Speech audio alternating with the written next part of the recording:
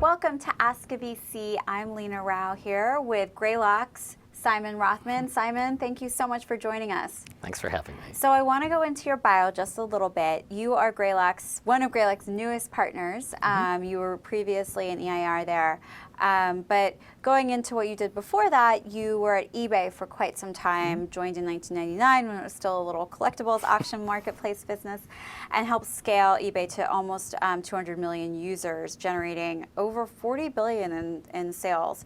And while at eBay, you founded and helped lead U.S. operations of eBay Motors, which has done spectacularly. And, which I think is really cool, you served as a board member and an advisor to Tesla Motors. So lots there. I want to talk about marketplaces because that's something that's been very, very important to your career. It's also something that you're leading Greylock's effort of $100 million put into marketplaces over the next few years. What are the top qualities or indicators that you look for in emerging online marketplaces at this time? So you'd have to divide marketplaces into two, either the ones that are already scaling and have some liquidity, and those marketplaces, kind of a numbers exercise, you look at very carefully.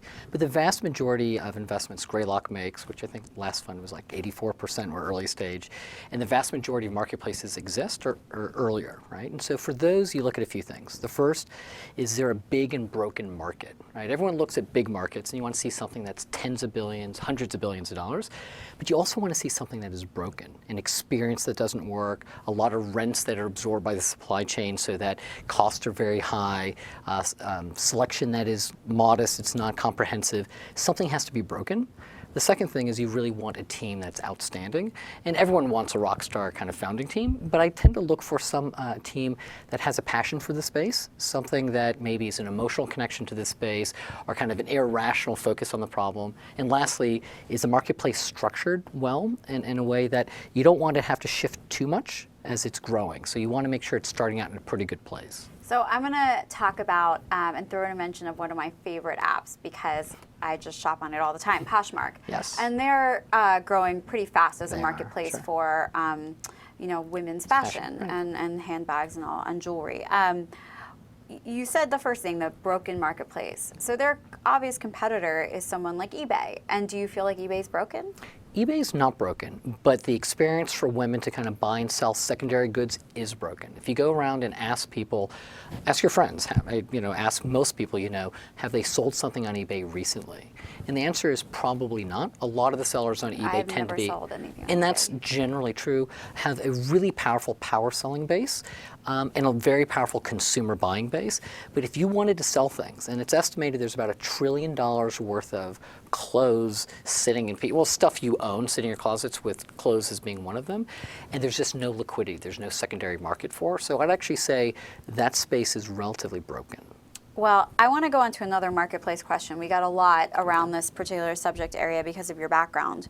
What metropolis is the best test marketplace for a new online consumer service that requires some consumer education to understand its use and value?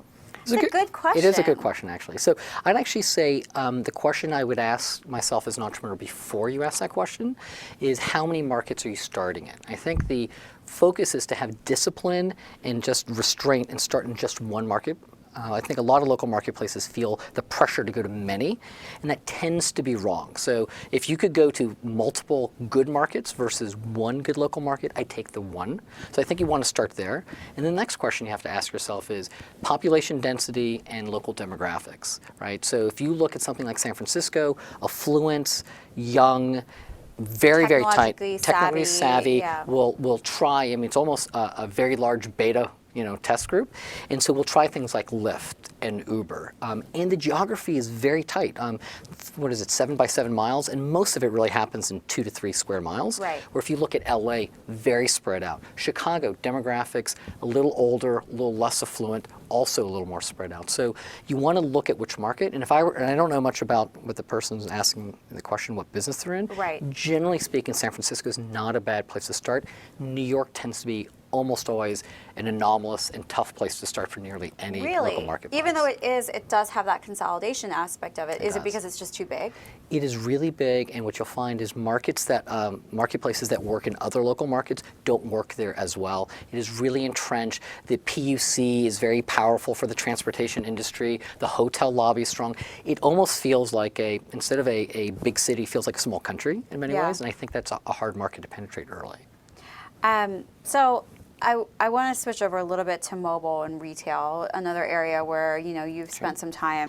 Is Greylock putting investments into mobile retailing, and do you think that mobile has a real future enhancing brick and mortar sales? And there have definitely been some apps out there, Shopkick, one of them, a Greylock-backed company. But is there really a value for brick and mortar stores to be investing in mobile? Yeah, I think what you're seeing is a very big trend now with mobile to kind of bridge online and offline. And I think that's a secular trend that's applying to every industry, including retail. So being smart and having a touch point to your user, knowing where they are, their geolocation, knowing what they want, is helpful for anything, including retail. But I do think a lot of the marketplaces you're seeing are disintermediating. Most of the power of a marketplace is actually kind of taking all the intermediation, all the middlemen, pulling them out and pushing the power to the people on the ends. And so most of it you'll see is that, but there is a role for kind of mobile to help bridge the online offline. So I want to know, what is the next Lyft, or what is the next Uber or Airbnb? I mean, where are the opportunities for entrepreneurs to explore these new broken areas? I'd actually argue that it isn't which ones. I would actually say at this point which ones aren't susceptible. I think what you're going to see over the next 5 years is that there'll be more billion-dollar marketplaces built than there were in the last 20 combined. And the reason is I think mobile as a platform is powerful. Now you can actually unlock local markets, real time, and also social identity. With LinkedIn and Facebook, you have the ability to kind of create trust very, very quickly in these marketplaces. The combination of those two, I think, are putting everything in play. If there's any inefficiency in your market, it has the ability to be disruptive. I think people have talked about software as eating the world. I think marketplaces are devouring industries. I think they are aggressively tearing apart industries. And the way I look at it is even the ones on the margins, the hardest industries to touch, and I'd say healthcare and education have historically been those, I think they are now for the first time susceptible to kind of the power of technology and marketplaces to kind of drive some more efficiency. Well, and is that why, you said there's going to be more, billion-dollar marketplaces in the next 5 years than in the last 20 years. Is that why Greylock made this pretty substantial $100 million commitment to invest in marketplaces? I mean, they had been doing it, right? Yeah. Like, informally, I guess. But really, this was a stake in the sand saying, like, we're here, we're investing in this. Is that kind of the reasoning, because you saw that this is the trend that's being pushed forward? Yeah, so the timing is good. I think right now is the moment, and I think over the next decade, it's going to start really fast over the next 5 years, but the next decade, many industries are going to transition to mobile. Marketplaces driving efficiency. So we definitely believe this is a good time, but also marketplaces, I think, are the perfect business model, and I think we believe strongly in them. If you think about from a business perspective, they get stronger as they get bigger, which is very, very rare. Most businesses weaken as they get bigger. High growth, high multiple, high margins. The number side is beautiful, but what I find even more impressive is, generally speaking, they empower people, right? If you look at Airbnb, it's empowering people to make money in their own terms. It's creating this amazing experience for guests, not just for hosts. And so you're seeing these businesses that are great on the business side, but they really are beautiful and powerful on the kind of the goal and the vision. Well, and I should mention that you guys are not just committing this, $100 million fund, but you're also hosting a pretty big conference for marketplace entrepreneurs. So can you tell me a little bit about that? Sure. So we like you mentioned, we have a financial commitment. We're doing a lot of other normal things. We're spending time, office hours and content, all that kind of stuff. But what we really felt was important was to kind of create a nexus, a center for marketplace entrepreneurs to get together. One thing that anyone who's built a marketplace knows, it's incredibly hard. The cold start problem, getting scale, balancing supply and demand, it is unusually hard. In a world where all startups are hard, these tend to be particularly hard. So we wanted to find a way to be helpful. So we're creating an annual event that we have the first one next month, November 15th.